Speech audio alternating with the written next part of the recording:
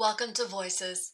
Nourish for Caregivers brings you the voices of diocesan leaders from across the country, sharing their why, in their own words, why it is so important today to care for caregivers, now more than ever before. I think as a caregiver, I started this caring for elderly parents, and then through the process, Kelly and Deb got to support me as I became a caregiver for a child that had a brain injury.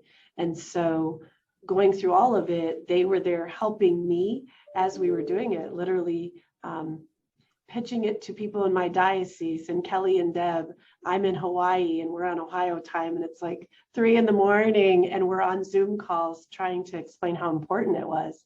One of the things that helped our diocese immensely was that one of the parishes had started it prior to the pandemic.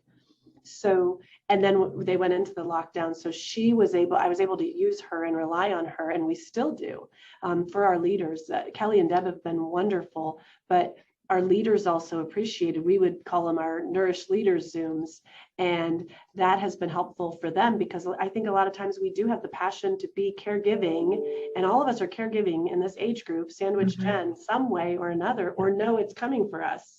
And so for them, it was just really important that we would still gather as Nourish leaders even and support one another.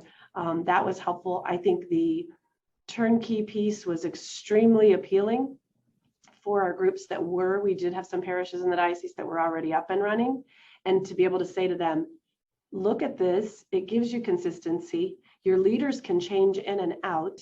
It's a lot easier to train them up when they know what they're doing. Kelsey's nodding, yeah, because they can feel confident. You can have one parish contact that can reach out to area parishes, and it could be running for 2 or 3 groups that maybe a small parish that can't support its own, they worked together as teams. So far that it was appealing because of those things. And I think that that's been a wonderful, wonderful resource for us to have, as well as being able to link back to the Nourish page from their website pages.